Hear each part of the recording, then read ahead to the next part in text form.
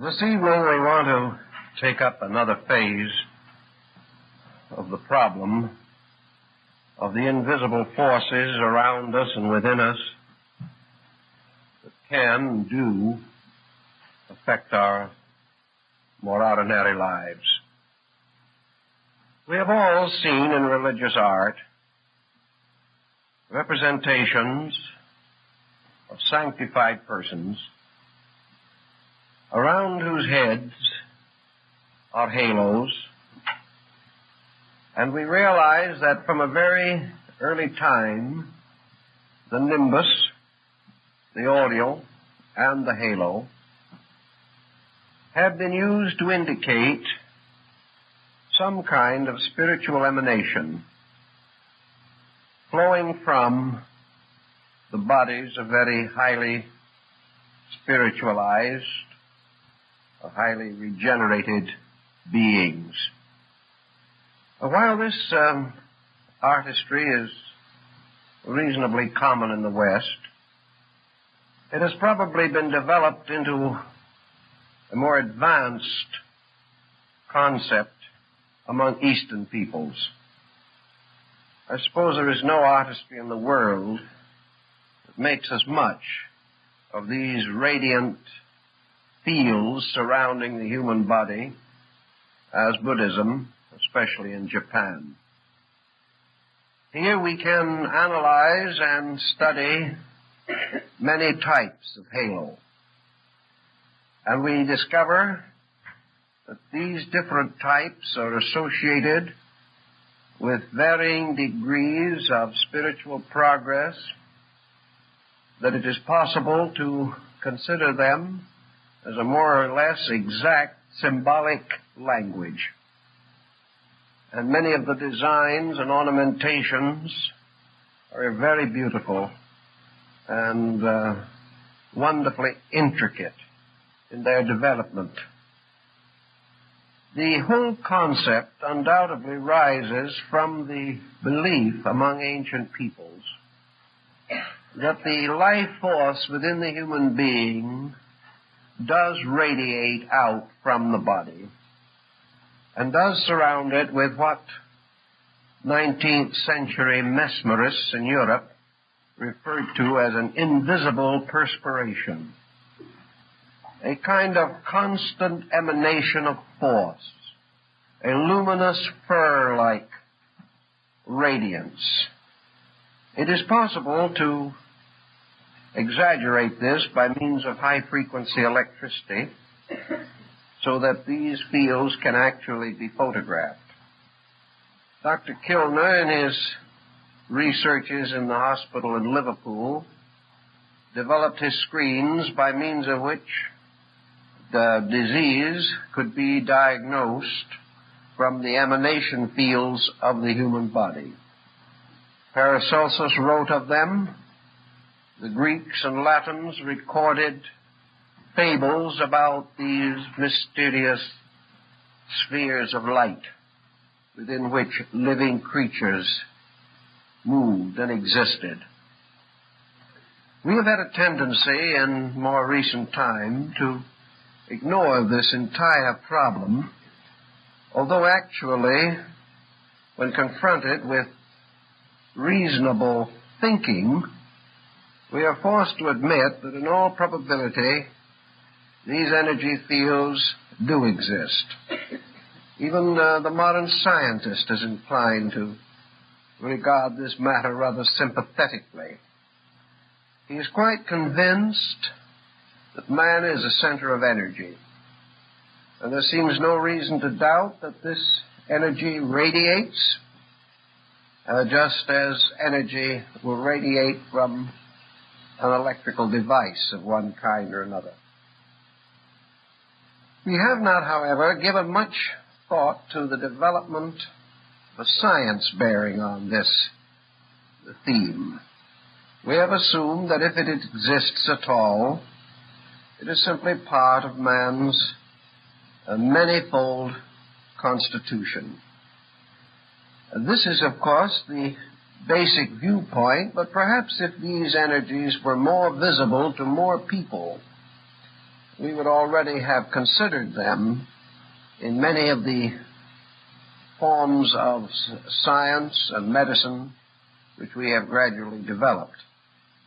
Psychology took hold of a phase of this, and we have a more or less integrated realization that man does develop mysterious vibratory patterns within himself which may be called complexes. A complex we think of as a fixation or a highly fixed attitude within the individual. Yet underneath everything else, a complex has to be energy. It has to have some kind of a vibratory existence. It has to be a vibratory thing in order to have any power to communicate itself or to sustain itself or to continue its own patterns or consistencies. Unless a thing is constantly nourished in some way, it must fade out or disappear. And complexes have a tendency to build rather than to fade. And we assume now that we are constantly vitalizing them with our own attitudes. What are our attitudes? Attitudes have to be energy. They have to be vibration. And if a complex is fed by attitude, it means that it is nourished by energy. It is sustained by a certain conditioned kind of vibration. Now, what conditions vibration? Why is one vibration different from another? Paracelsus took the attitude that man is capable of influencing vibration by thought. That actually, therefore, human emotions and human mental attitudes really become creators or become molders of energy. A constructive thought has a rate of vibration of its own. A destructive thought has a rate of vibration. If, therefore, the individual thinks constructively, he supports in constructive ways the energy field of his own body. We are inclined to suspect, therefore, that health has a great deal to do with mental attitude. We know this, we accept it, we affirm it, but we do not try to explain how it operates. We do not know what the relationship is between a good thought and a healthy body. We assume that bad thinking interferes with function, that it depresses, that it makes the nature gloomy. What is the difference between a cheerful and a gloomy disposition? The only possible answer to it is a difference of vibration. That in one case, a certain rate of vibration conveys the impression or carries the energy of a constructive attitude, whereas another carries the energy of a destructive attitude. It was the opinion of the medievals that destructive attitudes created monsters. We don't follow this exactly anymore, but perhaps this is the real mystery of demonism. Perhaps the demon is a thought form. Perhaps it is an emotional intensity form. Something that has a life imparted to it, sustained by the constant support of our own attitudes. In any event, psychology has come up with the notion that what we used to think of bewitchment was really a problem of fixation, of complexes, of attitudes that became obsessional by constant repetition. To be obsessional, an attitude must exercise a powerful influence. To have an influence, it must have energy.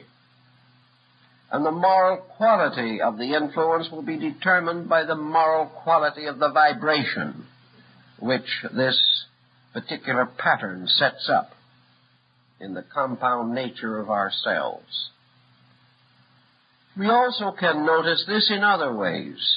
One of the simplest ways of studying vibration, of course, is through some simple form as the snowflake or the frost pictures on a window pane.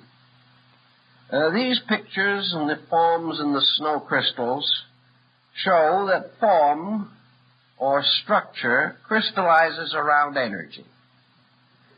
Now, we think of forms as all of them visible forms. We haven't really gotten to the point where we have accepted the reality of invisible structures in nature. Again, however, if we sit down a little and think it through, we realize that they have to exist. If it were not for invisible structures, visible ones could not come into being.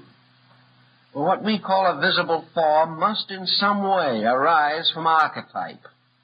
There has to be some reason why things take on certain appearances.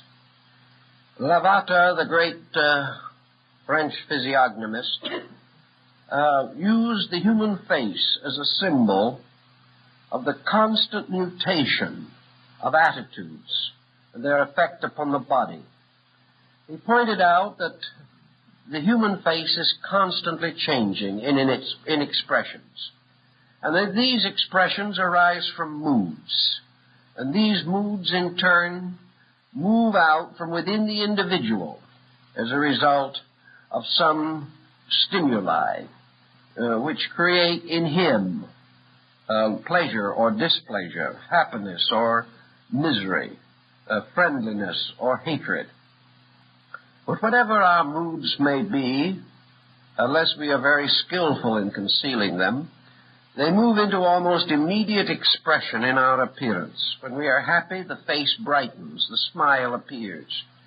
When we are sad, the smile disappears, and a heavy, weary, tiresome look attacks our features.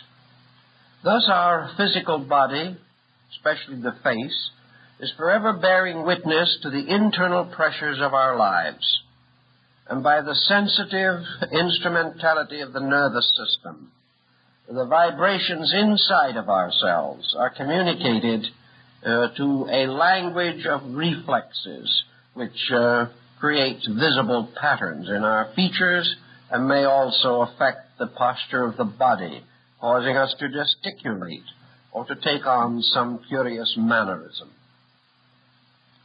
In the same general way, then, we have come through the ages to take it for granted that each person is like a kind of an alchemical bottle containing within himself the compound of his own nature in the form of an energy formula. This energy formula is made up of all of his attitudes, all of his feelings and opinions, all his beliefs and disbeliefs. And because the substance of this mysterious energy field is exceedingly fluidic or volatile, it can change very much more rapidly than the body. Therefore, actually, our moods can change almost instantaneously. And we are capable of causing an almost constant commotion within this mysterious alchemical vessel which contains the energies of our lives. Thus, in one moment, this vessel may seem to become radiant with a magnificent, luminous quality. And in the next moment, it may seem to be strangely dark and dull and poisonous looking, all depending upon our own moods. Now, we have always had the feeling that moods were things we were entitled to. After all, we can put on a good front to other people, but we certainly are entitled to have private miseries when we feel like it. If we don't like someone, we may not permit our feelings to be obvious, but it would seem to be a terrible deprivation indeed if we were forbidden a secret animosity when it seems that the occasion justifies. But we do have to realize that there are no secrets in the universe, finally. We can hide things from each other, but we cannot hide completely the mysterious vibratory patterns of our natures. Whether we can see them or not, these patterns exist. Whether we know it or not, these patterns affect us. And they also affect our relationship with other people. They affect us in our relationships with ourselves. So let us imagine for a moment that the average person is surrounded by and existing in a private smog belt. This smog belt is much more difficult and perhaps more dangerous than the smog-ridden atmosphere of our fair city. This smog belt is the result of the pollution of our psychic atmosphere.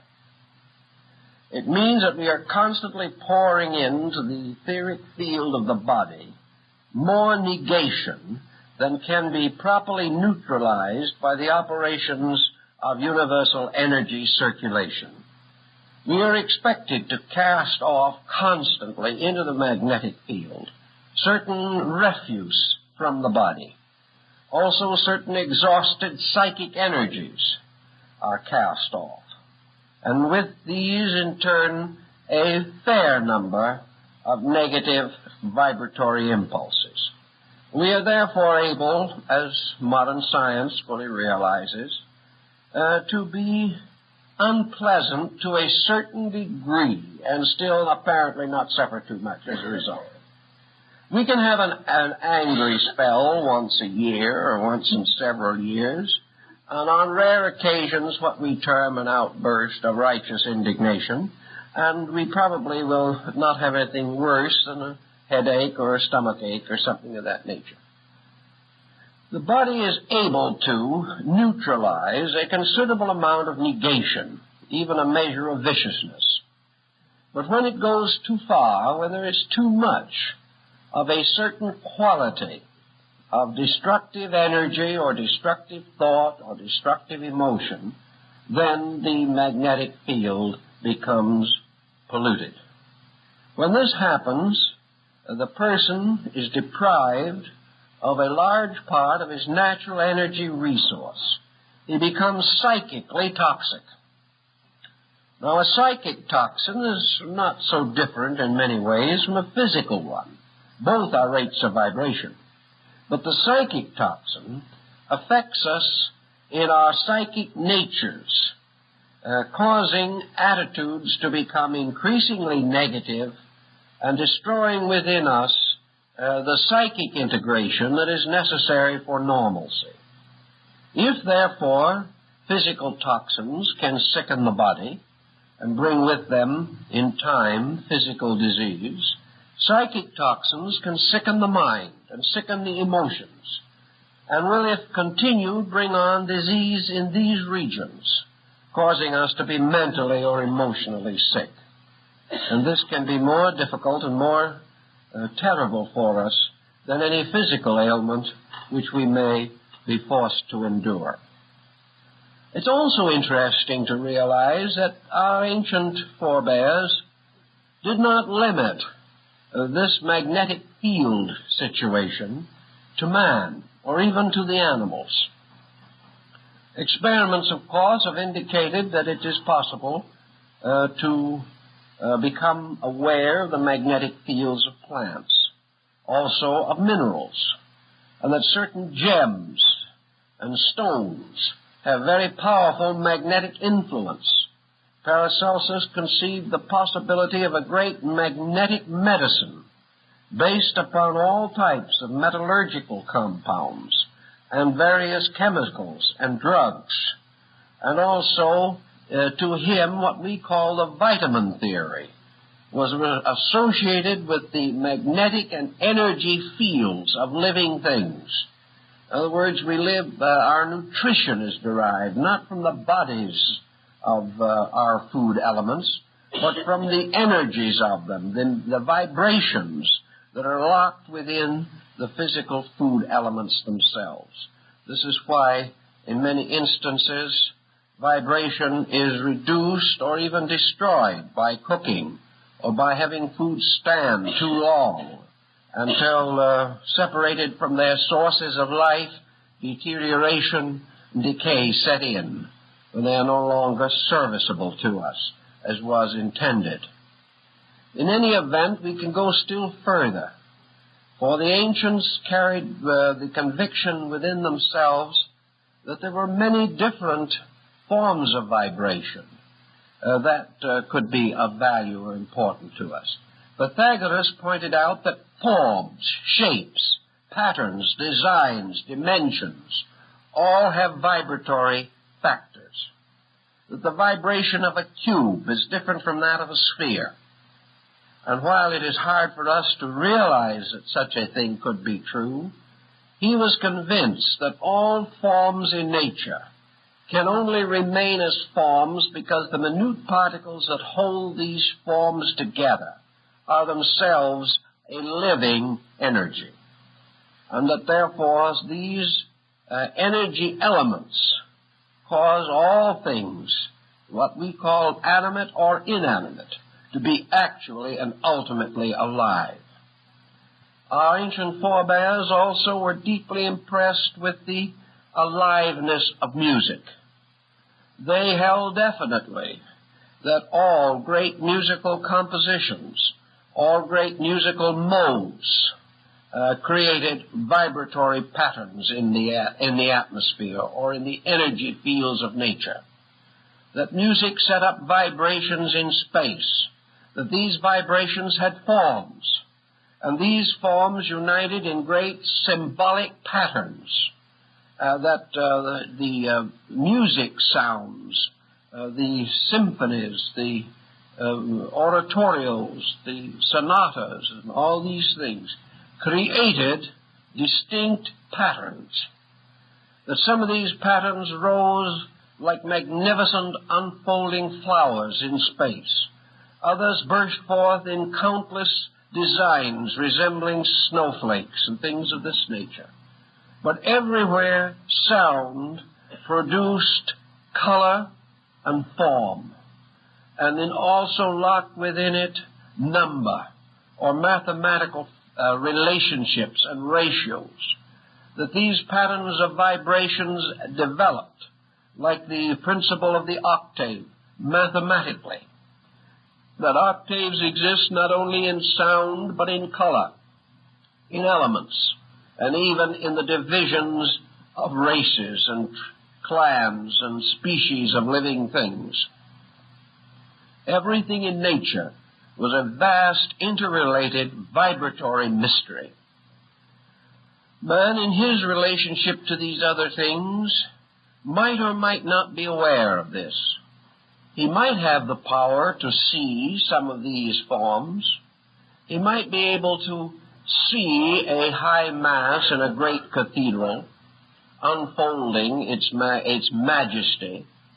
He might also suddenly be aware that in a strange way the inspired, perhaps initiated artisans who had created the cathedral had actually captured in the very form of the building a tremendous musical chord, and that the building rose in its spans and arches very much like the music that filled it when some great choral was being produced.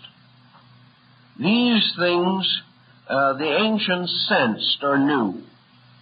They also realized that whether we can see these different forms or not, we can experience them to some degree. We experience them in many ways that we do not even realize. We know, for example, that human relationships are extremely complicated things. That beneath the common meetings and minglings of people, there are strange pressures, antagonisms, antipathies, that some are drawn mysteriously together. Others are violently separated by moods within their own natures. Some people can work together, others cannot. Some can live together. Others find such relationships gradually more and more unendurable. We are constantly also aware of our instinctive suspicions of some people. How the very moment we meet them, we seem to sense there's something wrong. And there are others, almost strangers, for whom we immediately develop a powerful and unexplainable sympathy. All these mysterious examples of psychic chemistry have to be explained by vibration. They have to be part of this mysterious, invisible chemistry of energies, in which these chemistries meet and mingle, unite and separate, and maintain a strange, enduring individuality among themselves, even though they may seem to coalesce and actually become one. The ancients had quite a concept of all of this, a sort of invisible chemistry that was something like their alchemy or their divine chemistry, the chemistry of living things, rather than the chemistry of physical elements as we have come to think of them in modern chemistry. It has not occurred to us that the struggling elements in the test tube might be in mortal agony.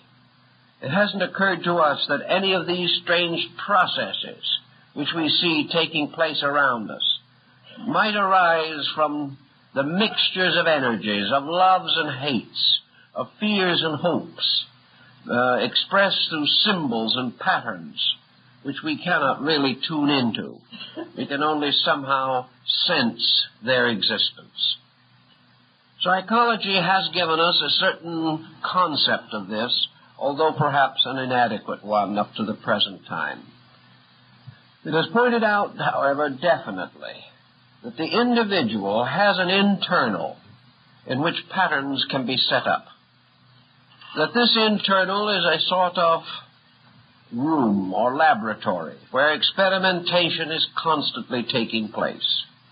And into this subjective area of our experience, there's constantly flowing the conditioned energies of our attitudes. Here these energies have their own existence, form their own patterns, survive in their own ways, and in many instances complicate our lives and our ways of thinking and living. One other point that may be of interest to bring in is to remind students of the practices of yoga and the great universe of invisible energies that we find discussed and analyzed in the great early text of Yoga, Tantra, and Vedanta.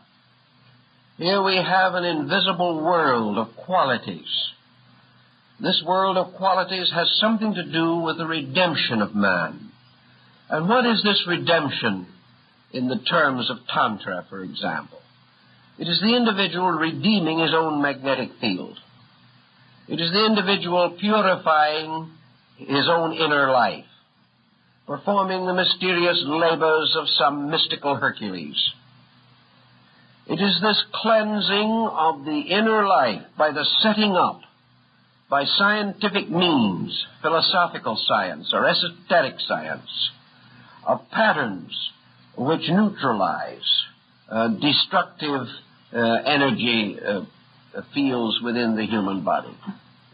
This also, to a large degree, is the true explanation behind Buddhist philosophy. For the entire struggle of Buddhism to achieve emancipation, to free the individual from the pressures of ignorance and superstition and fear within himself. These philosophic disciplines have as their purpose the purification, the quieting, the calming of the struggle of energies within the vibration nature of the highly confused person. Now, from these studies, we come to some things that are perhaps a little more practical to our present thinking. Let us assume, for example, that an individual has lived what we would term a reasonable life. That is, he has lived within the prescribed area of normalcy. He hasn't been reasonable very often, but he has a fair reputation for it. He is good-intentioned, he is kindly disposed, he's no better than he should be, and no worse than those around him. Therefore, he is regarded as highly normal. This situation means that within him is a mass of conflict and confusion. Not as bad as it is in some person who is obviously unable to take care of himself, but the so-called average person of today is not internally truly at peace with himself. The vibratory field of his body is made up of miscellaneous energy pressures. Perhaps he has no great outstanding pattern. There is no real energy design which he is building up purposefully. He hasn't a structure so firmly established within himself that all external attitude is contributing something to it. He has a willy-nilly internal, which is supported by the inconsistencies of his external life. He would like to do well. He would like to be kind. He wants to be a person of responsibility. But he has no real dramatic insight. He has no tremendous conviction that is leading him towards any particular well-established point or place or condition for himself.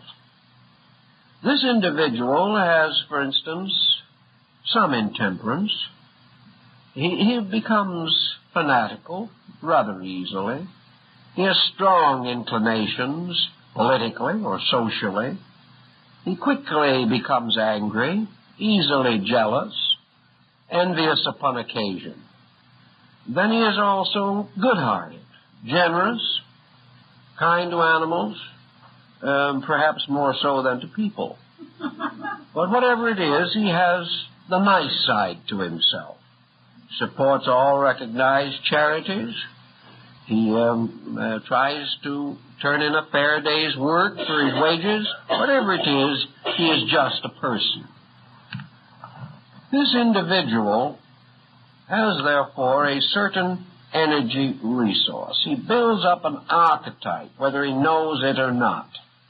This archetype must have a form, it must have a color, it must have a rate of vibration, it must have all of the attributes of living things, because it is a living thing. It is really much more a living thing than his body is, because whereas the body receives energy by second hand, this energy thing itself at least is supported by a first-hand energy, very close to and immediate to itself. This individual has some kind of a desire to improve, to become a better person. So he begins to set in motion, we'll say, religious instincts. And these religious instincts are of a higher rate of vibration than the energy instincts and appetites with which he is most familiar. If he has a reasonably normal outlook on life, he grows a little better. And the energies that he is now sustaining gradually raise the vibratory rate of his inner life. If, however, he becomes too enthusiastic, if he becomes a little fanatical in his quest for spiritual values, he may create a serious conflict in his nature. Buddhism points this out very clearly, that you cannot be the old self and the new self at the same time. Gloomy describes it, the German mystic describes it as not being able to be the old Adam and the new Adam at the same time. That if there is too great an inconsistency between our habits, our attitudes, and our convictions, there will be stress. And this stress is liable to endanger our mental and emotional poise. Just as surely as it is difficult for us to live with unpleasant situations around us in family or in business, so it is difficult for the internal person to live in a situation in which parts of its nature are torn in one direction and parts in another. When the psychic field is required to have two allegiances, and these allegiances are not compatible, then there is trouble. So it is quite possible that the person who tries to unfold too rapidly the higher vibratory rates of his nature will get into trouble, because these higher vibrations will come into violent conflict with other vibrations that are not so high and not so redeemed in their quality. The person may therefore come not to enlightenment but to sickness. He will find that the vibratory energies that he is developing are too much for his mental focal point. His mind is on one level of energy. He is trying to spiritualize it, and this spiritualizing force is like sending too much current over a wire. It will burn out the circuit. He may find that his emotional ideals are very lofty, but his emotional practices are rather earthy. And here again, the conflict means that the body, the psychic organism as we know it, is not able to sustain the exceptional energies that are cast upon it by some resolution of the will. It is therefore, as Buddha points out, very important that the individual, first of all, clears the mental, emotional, vibratory field. That before he attempts to put high vibrations into this area, that the vibrations which would be in conflict with it must be cleared by the person himself.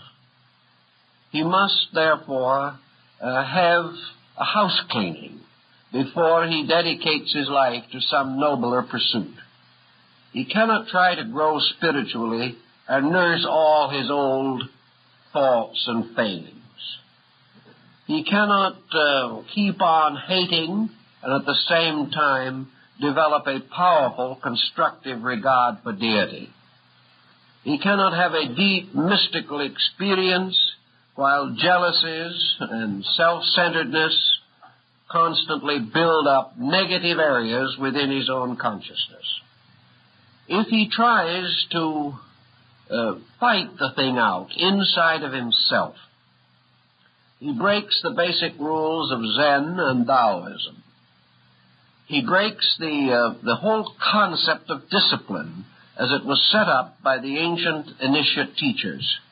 Well, the purpose of discipline is always purification. The individual in the Platonic and Neoplatonic concepts must first attain a certain catharsis. He must dispose of that which is unworthy in himself. If he does not, he will create a situation of combustion in which he will neither be the same person he was before, with the reasonable adjustment that made life endurable, if not truly enriched and purposeful, nor will he be able to suddenly rise to some great heights of achievement without regard for the fact that the negative vibratory pressures of his attitudes are holding him down. He cannot pull apart. He cannot separate himself. And if he tries to force such a separation, then he is very apt to develop a multiple personality problem and become a psychotic. So that the study of these energy fields and their resources and their contributions to the total picture, this study is at least theoretically highly rewarding. It has to do with many values that are important to us. The ancients referred to the magic mirror, and the medieval transcendentalists, those of the early modern French school, spoke of the mystery of the astral light. And this is the same thought that we find in the opera of Parsifal, where Klingsor's magic garden is the symbol of a strange world of fantasy and illusion, a world filled with beautiful flowers. Around the stem of every flower coiled a deadly serpent. This mysterious world of the astral light has also come down to us in psychology. This mysterious mirror of the sun goddess Amaterasu is preserved for us in the entire mystery of psychic phenomena. So we have to pause here for a moment and give this thought a little consideration. Suppose we say that this mysterious, magnetic, luminous sphere that surrounds man is this magic mirror. That in this magic mirror, man has a strange, unreal, but apparent sovereignty. That this magic mirror is something like the confused legendary of a Midsummer Night's Dream. Here in this magic mirror is a world that has no reality at all, but it is anything we want it to be, anything we believe it to be. This magic mirror, this astral light, was so-called the blind alley of the ancient mystics. It was this problem of constant danger of self-delusion. It was a condition in which the mysterious power of mind and emotion to create pictures, patterns, designs, this power, somewhat like the strange fantasies of sleep, by which the psychic pressures of our natures can fill our sleeping experience with dreams and nightmares and strange, vague incidents. This magic mirror within man was not only a problem of visualization, of seeing things. It was a problem of convictions about things. And the simplest explanation that we have of it is that it enables any individual to believe what he wants to believe, experience what he demands to experience, see what he expects to see, and hear that which he intends to hear. This mysterious energy of illusion, having no substance in itself, fashions all things into the likeness of our hopes and our fears and our beliefs. If we are fearful enough, this mirror suddenly clouds with demoniacal forms, and we can see in this mirror the whole miserable form of hell. If we want to, we can see in this mirror the reflection of ourselves, any self we wish to see reflected there. The egotist sees all the vainglory of his own estimation of himself. The wretched see their own wretchedness. The ambitious see the full fruitage of their ambitions. Those who believe in life see life. Those who believe in death see death. Those who believe in anything of any kind can, from the subtle substances of their own imaginings, form justifications for their beliefs. Now, the social implication of this is especially interesting today, for never before, probably in our history, have more people been seeing, sensing, believing, or affirming a wider variety of experiences. You hardly meet anyone today who has not dramatic opinions on almost every issue that exists. He never speaks as having opinions. He always speaks of certainties.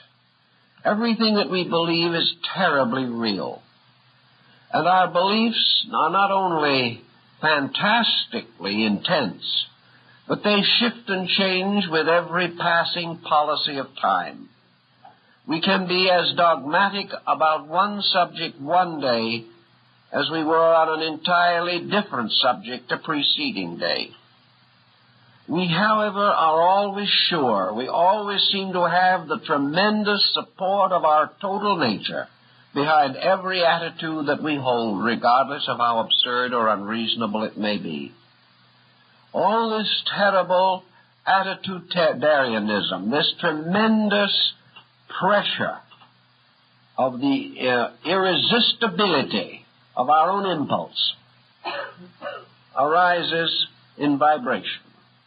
And it arises from this mysterious power of energy within ourselves to take upon its own qualities the absolute appearances that we demand of it.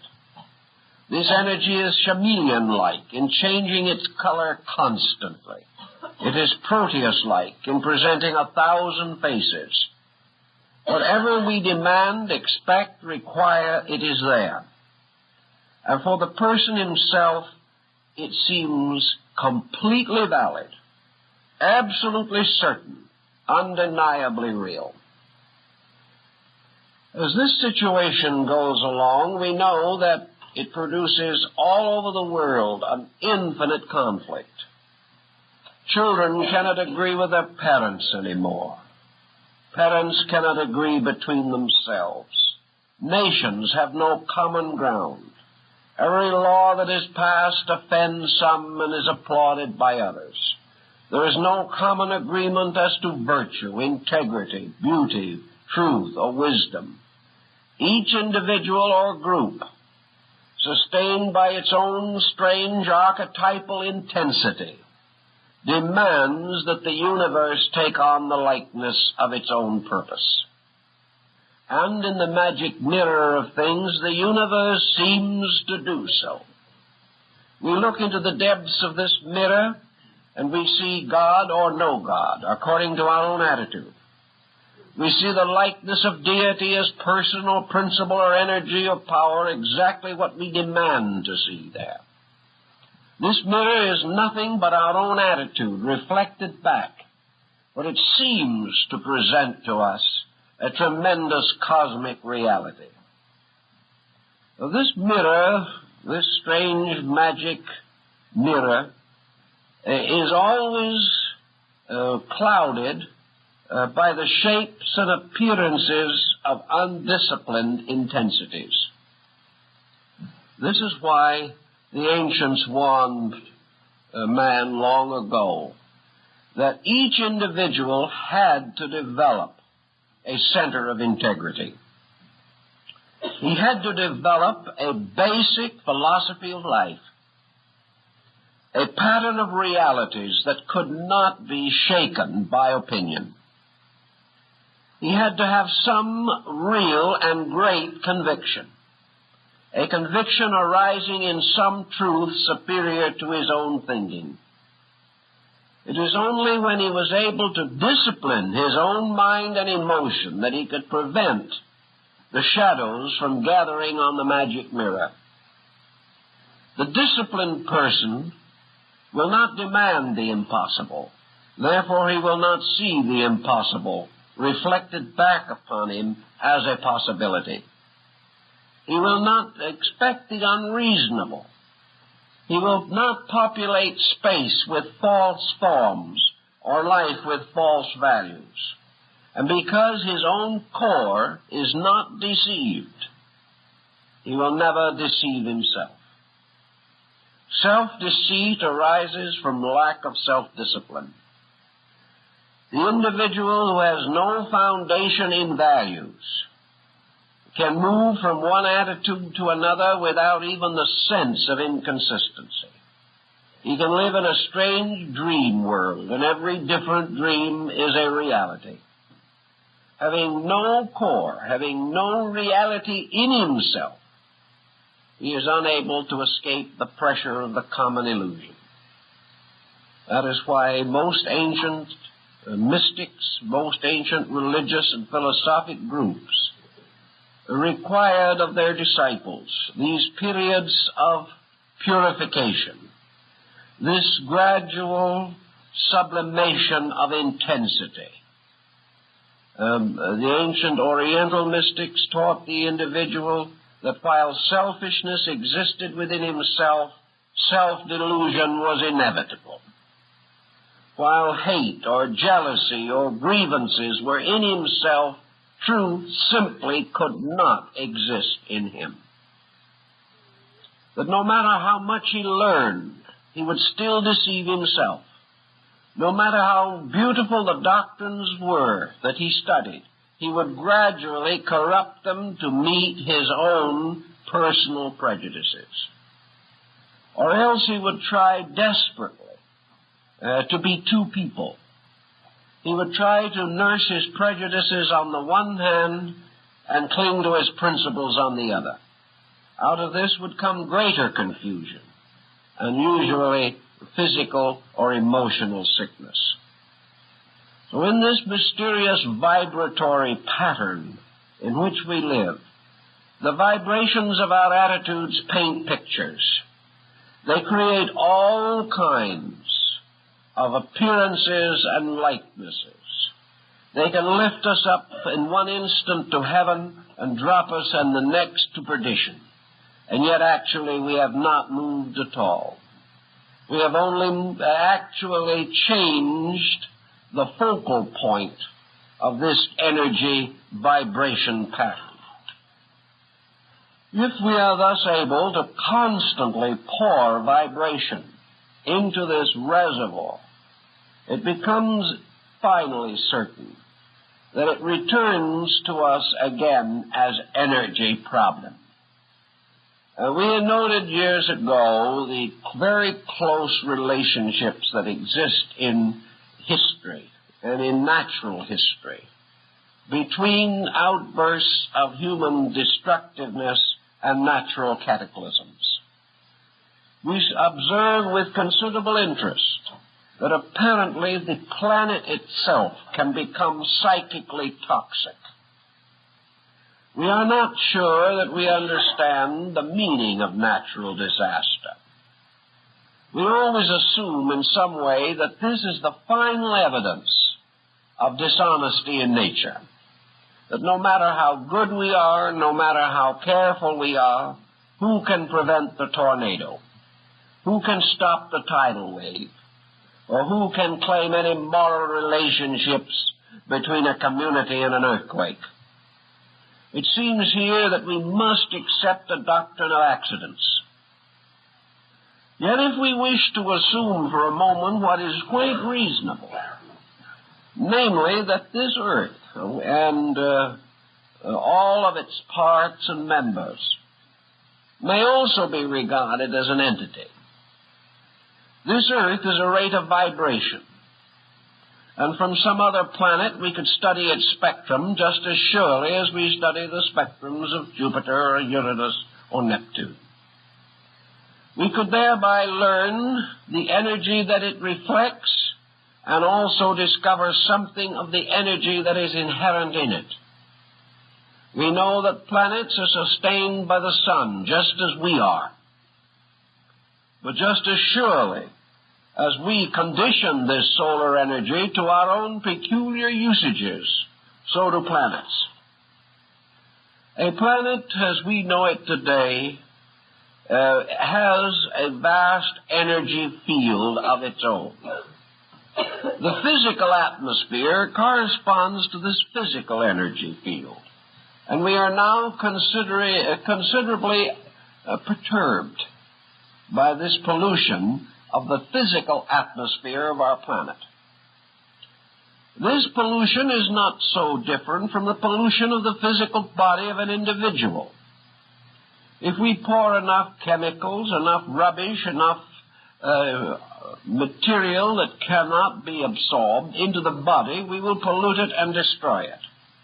And if we keep on our present way, we may sometime discover that our personal habits, particularly in various forms of therapy and nutrition, may be a greater danger to us and to our survival than nuclear fission.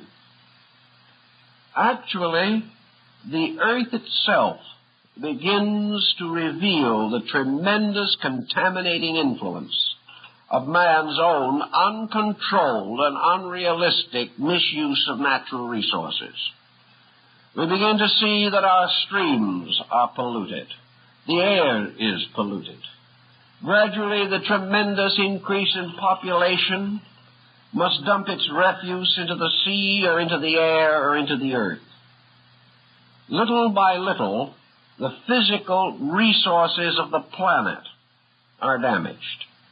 And lesser divisions, such as continents or certain areas of land, may be particularly or more immediately affected, just as we can impoverish soil by poor agricultural methods or corrupt it by the wrong processes of fertilization. So we can destroy the productivity of a planet, of an earth, of a solar system, so far as that is concerned.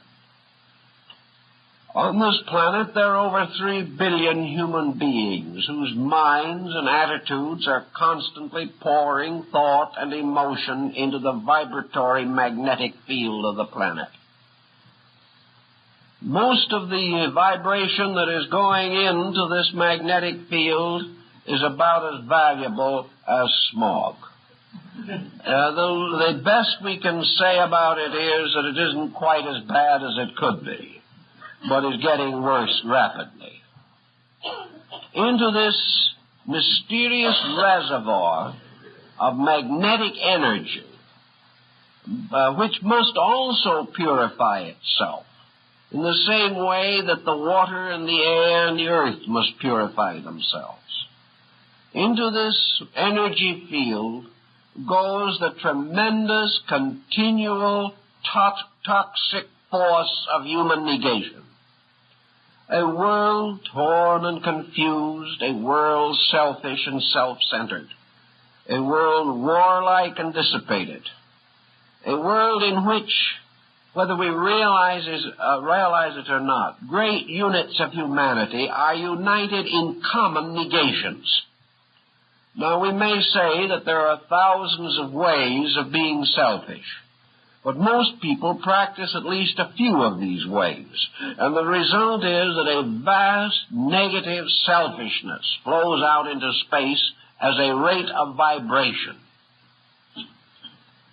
Various conspiracies, the fanaticisms of peoples, the endless dissatisfactions of masses, the persecuted and the downtrodden, all these peoples simply fill space with negative energies. And these negative energies have to be in some way cleansed in order that the great nutritional field of nature be preserved.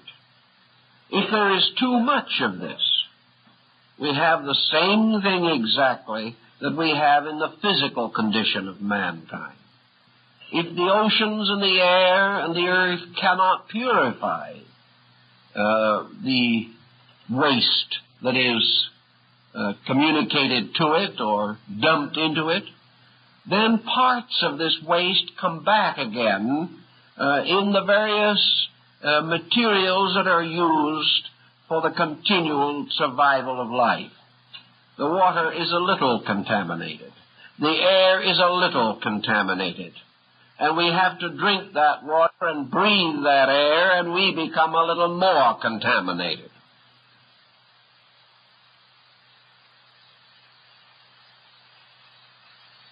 Then parts of this waste come back again in the various materials that are used for the continual survival of life. The water is a little contaminated. The air is a little contaminated. And we have to drink that water and breathe that air, and we become a little more contaminated. The same thing is true of our psychic natures. If the psychic field of our planet is corrupted, if the vibratory energies are polluted, then the human being who has to depend upon these energies for his own survival is receiving into himself vibratory energies that are not pure. Out of Plato's concept of the periodic eras of sterility and fertility in nature, and perhaps is the vibratory answer to the East Indian concept of the Kala Yuga. Here we have a situation in which we breathe in death, that we take in upon ourselves the final summation of the endless streams of energy that are flowing into this great final reservoir of the Earth's vital supply. If this is not kept clean, if this is not purified, if human beings do not change their own ways, they will ultimately find that this is another form of selfishness, just as suicidal as refusing to curb industries, the fumes and smog and smoke of which may endanger physical life. Nature apparently finally comes to these impasses in which forms, energy forms, vital forms, etheric forms, what we might almost call demon forms, fashioned out of the very archetypal vibratory cores that we create, become like fixations or complexes within our own natures. And these archetypal negation energy patterns can, in time, produce physical phenomena. Just as surely as, for example, a gradual accumulation of mental and emotional stress within the individual may end in a stroke or a coronary, so in the earth, this gradual building up of psychic tension, psychic stress, may end in the equivalent of this ailment in the body, perhaps an earthquake, perhaps a great electric storm, or if the corrupting influences of this psychic situation become too great, a world epidemic, a vast plague, a pestilence, or something of that nature. We are beginning to suspect a long-range program in sickness. We are beginning to realize that diseases gradually die out as world conditions improve. We are quite convinced, therefore, that while we are taking a great deal of credit for discovering remedies for ailments, that it is not so much the discovery of a remedy for an ailment as it is the correction of a basic weakness in society that finally combats epidemical disease.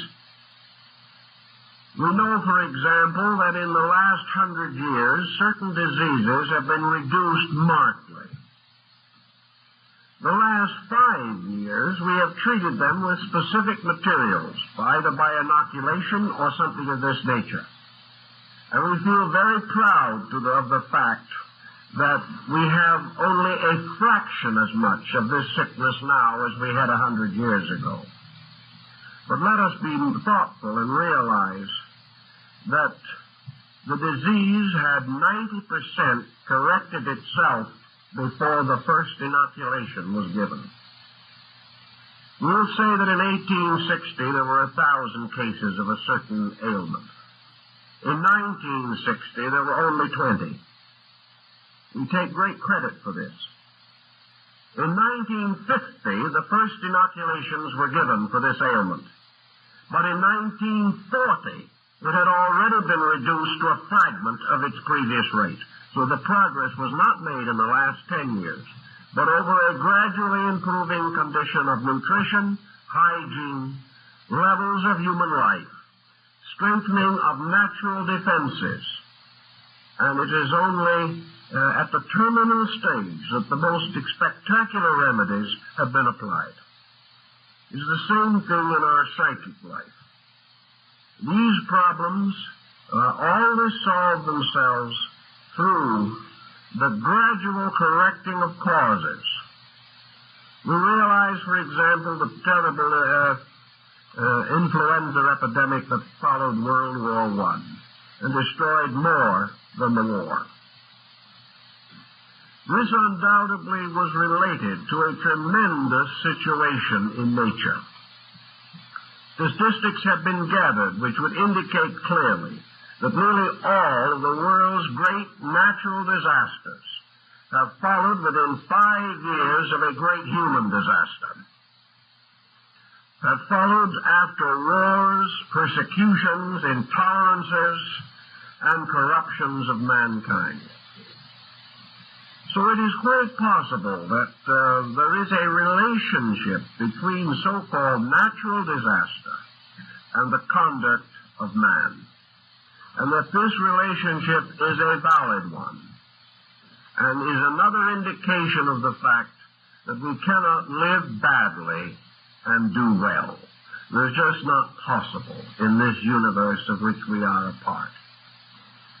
In the same general way of approaching this problem, we realize that human beings have either mystically or otherwise have sensed this situation, at least to a degree. For into the moral atmosphere of our world has also ascended from the dawn of time the prayers of simple, gentle, contrite, devout persons.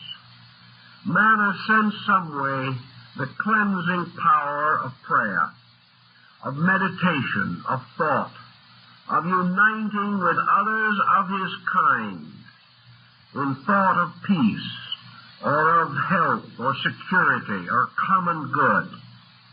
We have sensed always that where many are gathered together in a common thought, this thought has power. It has been used from the beginning of history in the healing of the sick and in other spiritual mysteries. The mystery of ordination, the mystery of consecration, and of confirmation are all mysteries in which several gather together to confirm or to confer a blessing. And that this blessing is intensified by the number of those that are present on the occasion. Therefore, where several are gathered together, there is a new sense of strength or virtue or value. This again appears to indicate the power of vibration to build up, to consecrate, or to increase a good power, a power for reality. Now we know that in all vibratory matter, everything that exists in nature is essentially good. What we call a bad vibration is not something essentially evil. It is a misuse, an abuse, a false use of energy.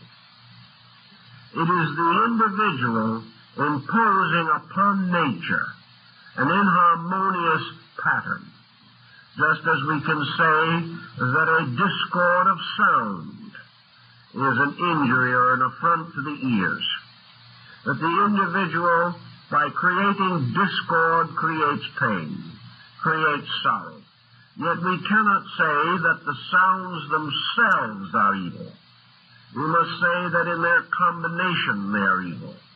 Or in the rhythmic patterns that are set up, there is lack of order, or lack of harmony, or lack of proper timing or patterning of either energy or sound.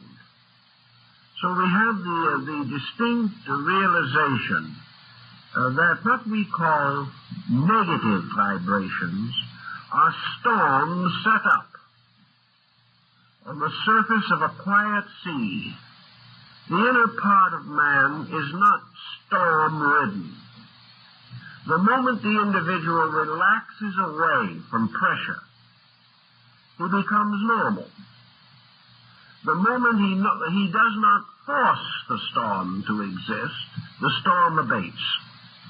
The storm is really man fighting desperately to force a false condition upon himself. And as man himself is a more or less stratified being, we can say that in the core of every human being there is peace. That far beneath the surface of the agitation set up by thought and emotion, there are vast depths of calmness where discord or inharmony cannot reach. Therefore, it is essentially the surface of man that is agitated. And by surface we mean the more superficial of his attitudes, or the more superficial of his emotions.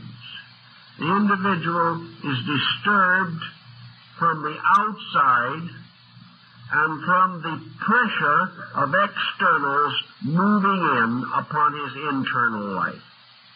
Nearly everything has been pointed out in philosophy that disturbs man is traceable to his material situation. In other words, he is selfish. But he is not really honestly selfish because he wants to be wiser or more beautiful or more noble than somebody else. He is selfish because he wants what other people have right here. He is selfish because he wants more possessions, more luxuries. He is selfish because he wants his own opinion to be more important in a world of fools. He is selfish because he is self-centered, and the only self he knows is the one he sees in the physical mirror, not the one he sees in the psychic glass. So his hates are keyed to physical things. The people who have wronged him here. His political agitations are due to the political parties that are running this world, not some other world. Practically all of his difficulties and his miseries are due to the adjustment between himself and the physical world in which he lives. He is neglected, he is forgotten, he is forlorn, he is deserted by his children, he is poor, he is sick. All having to do with physical situations or moral interpretations of them. Thus, we say only the superficial part of man's nature is moved or stirred by these strange pressures that become psychotic situations in his psyche. To the degree that the individual relaxes away from the highly competitive pressures of material existence, the storms within himself quieten. And when the storms within us cease, and the ocean becomes calm, we can then become aware of the great motions and currents that are in the sea itself.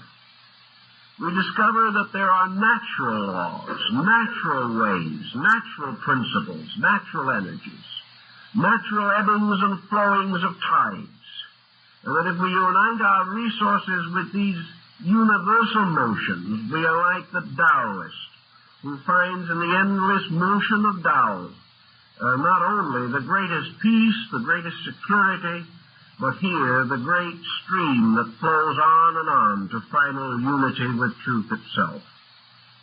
So the problem is that to relax the pressure of these false values, and this is the key to reducing negative vibratory patterns.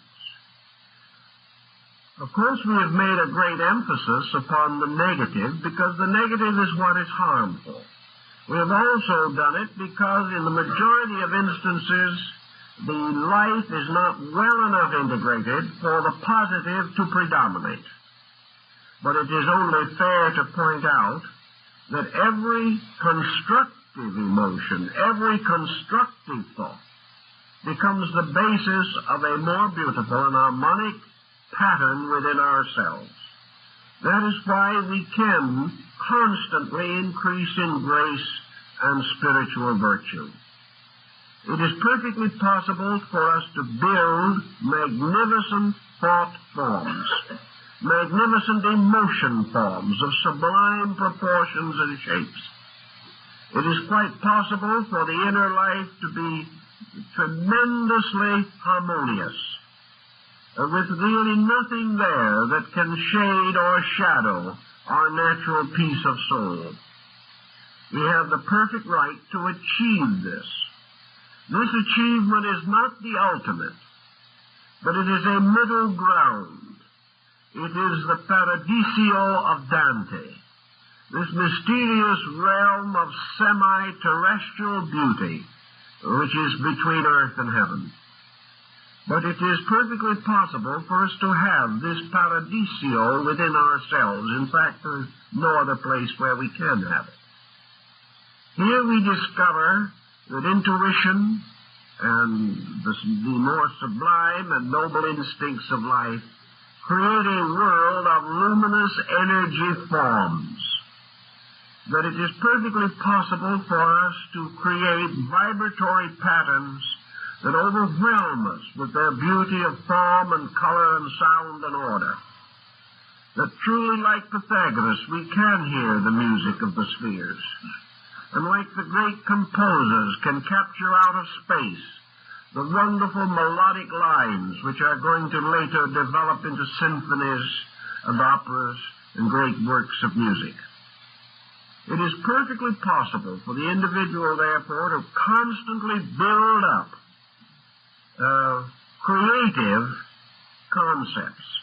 And these creative concepts, these great patterns of creative and inspirational life, take the place of the conflicts that we normally suffer from. A complex is nearly always something that is complicated, which is the beginning of trouble. A complex has come to mean to us a false attitude. Therefore, we have to now contrast it with conviction, which becomes a constructive attitude. In each of our lives, we are either ruled by complexes or by convictions, either by positive or negative forces within our own consciousness experience. When we create a conviction, we create something of beauty that becomes an inner leader of our lives. A conviction, therefore, becomes a purposeful way of guidance. It inspires us to some continuing nobility or to the advancement of some more sublime value, whereas the complex simply leads us from one difficulty to another that is greater. But we have to have, at our stage of evolution, being the imperfect creatures that we are, we have to have direction. We have to go either up or down. We have to have meaning or no meaning of some way by which we have a contrast of values. We are either living with a good purpose or a bad one. We either have a vision beyond the commonplace or we live without this vision. There has to be these contrasts. And wherever the contrast is a negative one, wherever the negative factor dominates, the life gets worse. Conditions become more oppressive, and the patterns of health and survival are threatened. Another point that has come up in connection with this type of thinking is the possibility of these magnetic fields going to war on each other, or having a strong and powerful influence on each other. We know from psychometry, for example, that when a person walks through a room, a certain amount of their etheric or vibratory energy is left in that room. It remains even for a greater time in objects that have belonged to them. And in primitive magic and witchcraft, sorcery, much was made of the importance of the sorcerer possessing something that had belonged to the potential victim, something that contained the energy, or in some way was a magnetic tie by means of which a person at a distance could be reached on the basis of vibration. The concept here being that each living organism has a unique vibratory pattern made up not only of its natural core pattern, which is its spiritual identity, but also the modifications of this pattern by the various attitudes and conditions of life. So there was this belief that there was a means of communication set up, a kind of radio or wireless communication by which it was possible to control or influence anything if we possessed something belonging to that person that contained that person's energy, that person's mana or orenda, the life principle of that person. That is one of the reasons why most primitive people do not want to be photographed. They fear that anyone who possesses their photograph can control them by their likeness, that the appearance of a person can therefore be of the greatest danger if another person wishes to use it for magical means. We no longer highly favor this point of view or regard it as essentially valid. Experimentation seems to point out that a very great part of this kind of diabolism is due to the fear that is set up in the heart and mind of the victim. Experience shows and research shows, and I've done some research in the field myself, that in nearly every instance the victim is told in advance or informed in some way that he is about to be assailed. This seems to be the real cause of the damage, because he begins to disintegrate from his own fears. And then some bruja or witch gains the reputation for having achieved this evil work. But there is one thing that is definitely provable and demonstrable in nature, and that is that these different energy rates do have effect on people, and people affect each other. This is nothing especially esoteric or especially remarkable. It is simply the motion or movement of spheres of over-influence up from one level of life to another. There are a great many people in this world who live for only one reason, and that's to over-influence somebody. If their advice is not always followed, if they are not allowed to dominate every situation, they're just plain peeved. And if they are rebuffed a few times, they become neurotic, because they really believe that they were predestined and foreordained to make other people do what they want them to. Also, there are folks who just live for the purpose of being over-influenced. Sometimes it's because they are weak and do not want to make decisions, that they have been weakened by early childhood situations. They have not been allowed to grow up. Sometimes they have no desire to grow up. It's much easier to blame other people for your troubles. And anyone who advises you must take the responsibility of what happens to you if you follow the advice. But anyway, this problem of influencing and over-influencing persons, either obviously or subtly, either by open word or action, or by some mysterious subtle process such as autosuggestion, suggestive therapy, or hypnosis. All these different processes represent degrees by which it is obvious that people can and do influence each other. Probably they shouldn't, but they do. And one thing is obvious, that if parents do not influence children, so much the worse for the child in the majority of cases.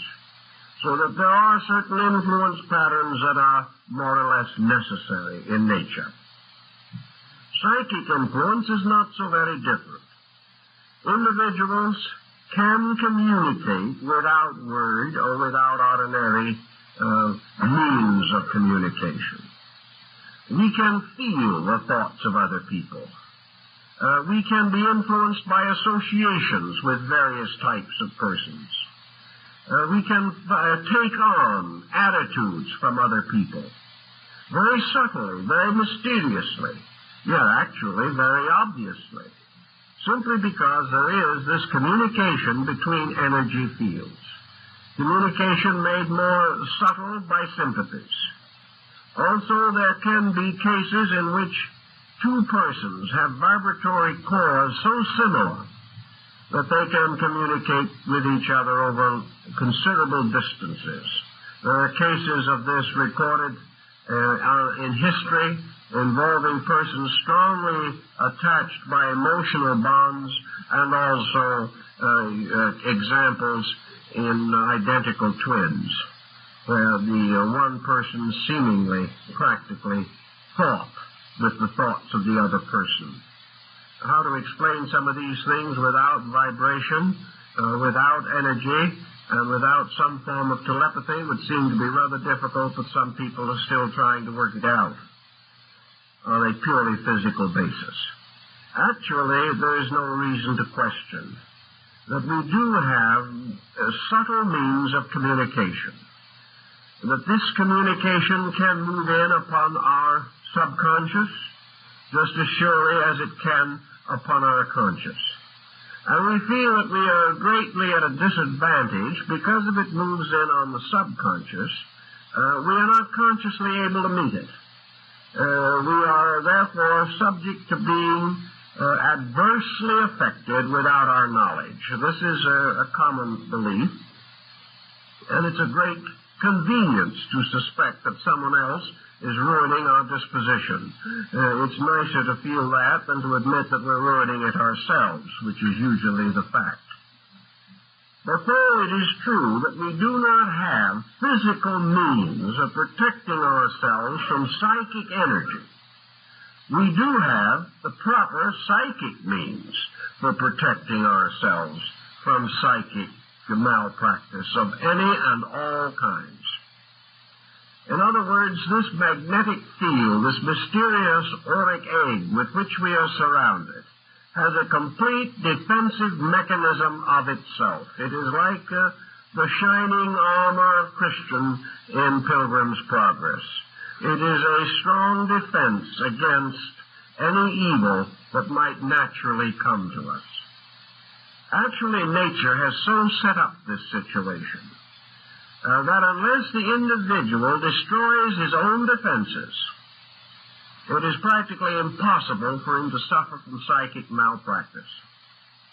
The only reason he can suffer from it is the same reason that he can suffer from certain physical ailments only if his own energy fields are run down. The greatest promise of health is the maintenance of a healthy body. That is physical health. The greatest promise of psychic and emotional and psychological health is the maintenance of a healthy psychic integration. Against this, there is almost nothing that can do any harm. The only way we can get into trouble on the psychic plane is by opening ourselves to trouble by some wrong action of our own. Now, this isn't always a very comforting thought if it's already happened. Perhaps we feel that we were wrong at some point along the way. At least we were foolish. But we have regretted the situation seriously, and we have done everything we could think of to get into a new relationship with this situation, and still it lingers on to perturb us. Therefore, we begin to feel that we are the victims of injustice. We are not the victims of any injustice at all. What we term, perhaps in our way, psychic invasion of our privacy. The possibility that some outside energy is moving in on us actually calls to our attention only one very simple process. That the only way in which this can happen is that our own proper psychic defenses have not been restored, and that therefore we have to restore them. To say that we can't is to say that we can't stop eating something that makes us sick physically. To say that we just simply cannot make these changes in ourselves that are necessary to restore psychic integration is to assume that we cannot do what is necessary to protect our own lives. If we cannot do these things, then again our own weakness and not the strength of circumstances is the principal problem. I've known many, many instances of so-called claimed psychic invasion of our people's lives. I've never yet found one case where the invasion was major. It was not a well-planned strategy. The invading force was miserably weak. The only reason it succeeded at all was that the invaded territory was still weaker. The individual was not the victim of some great, big, strong, evil force. He was a victim of something of the proportions of a rat that had found a hole in his psychic integration. The whole situation could only arise from the extraordinary lack of organization of the victim. But the victim, instead of rising to meet the emergency, simply demoralized, infinitely magnified and distorted the whole situation, made a mountain out of a molehill, and frightened himself out of his wits. This so-called influence is going on all the time. Every one of us is constantly a field of vibratory activity and, to a measure, vibratory conflict. I don't know how many of you have been entranced or intrigued by the Beatles. This, shall we say, Great Britain's revenge for Elvis Presley. Actually, for all we know, they may be singing at this moment over some radio station, and the vibration is moving through us right now. But it's not going to bother us much. You're not even going to know it's happening. While we sit here, the air around us is filled with advertisements for shaving lotions, electric razors, and constant and repeated warnings that if we fail to use the right shampoo, all our friends will know it. What does it mean? Nothing. We're not suffering. Around us at this moment are the thoughts of millions of people. Some of these thoughts are bouncing off of our own magnetic fields, and others are passing through unnoticed. We are constantly in a sea of vibration. Vibrations coming from stars so remote that even their light does not reach us as far as our visual powers are concerned.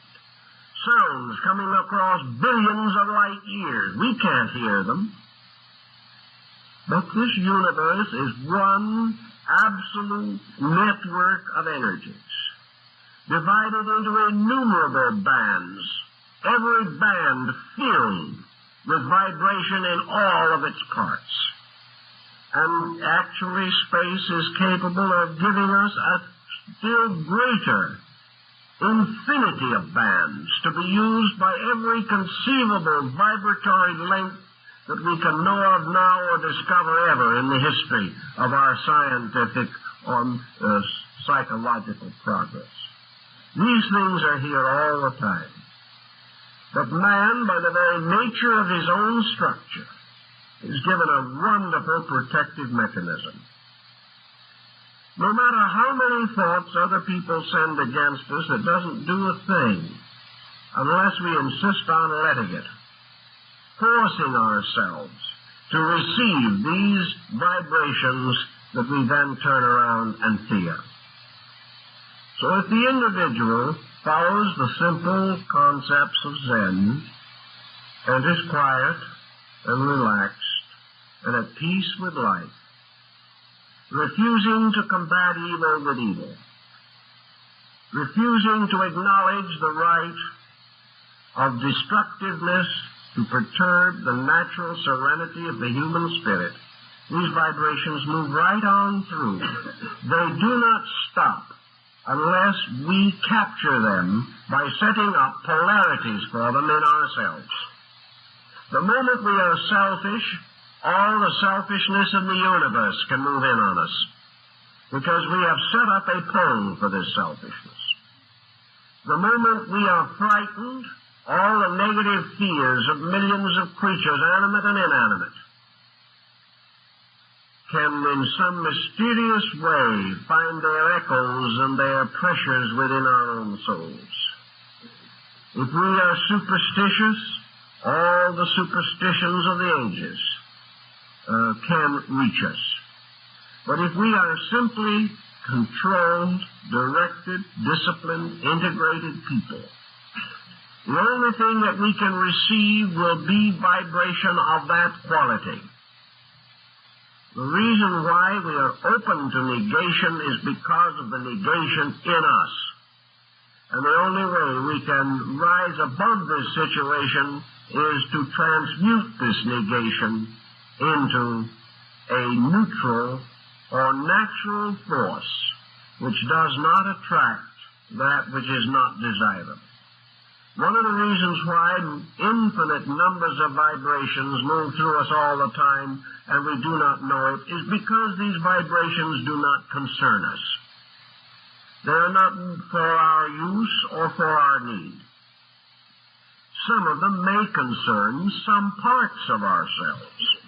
But about these parts of ourselves we may also be completely ignorant. Those vibrations which relate to our spiritual life and our spiritual survival we know nothing about. They are useful to the spirit, but the mind and the emotions cannot capture even their meaning. Therefore, if a vibration is not for us, it doesn't touch us. And it's not for us unless we deserve it. We must deserve it by making the mistakes that bring the negative ones or setting up the positive situations that bring the positive ones. If we do these things correctly, if we build the right polarities within ourselves, we then realize some of the benefits of growth. For it is from discipline and insight and wisdom and understanding that we set up the psychic symbols within our own subconscious, which are nourished and fed by the constructive forces of life.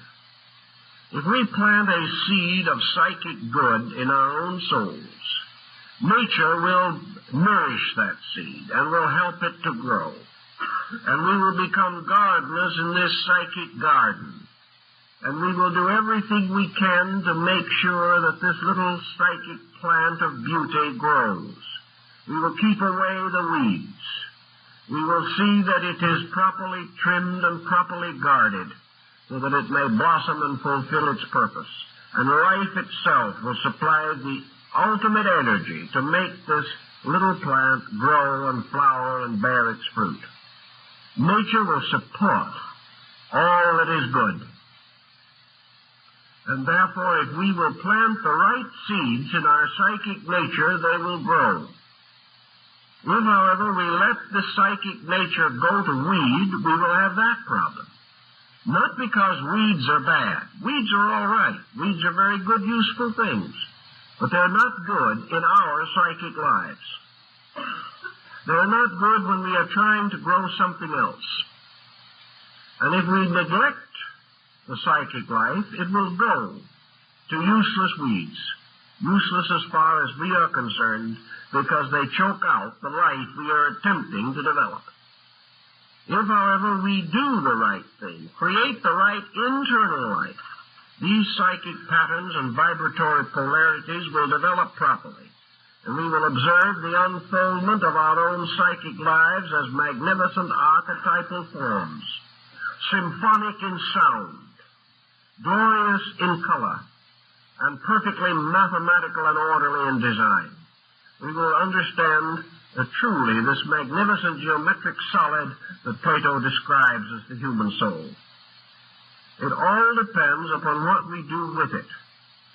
And the whole problem of the so-called negative psychic situation is just part of our experience need. For just as surely as we must learn not to break physical laws if we want to survive in this world, so we must also learn not to break psychic laws if we want to be happy and well-adjusted as psychic beings. We have to earn our happiness in this life, and we have to earn our psychic inner happiness. through keeping the laws governing the uses of energy, and by recognizing that we must be the alchemist, the mystic chemist, and transform the mysterious vibratory patterns of life from base patterns into pure patterns.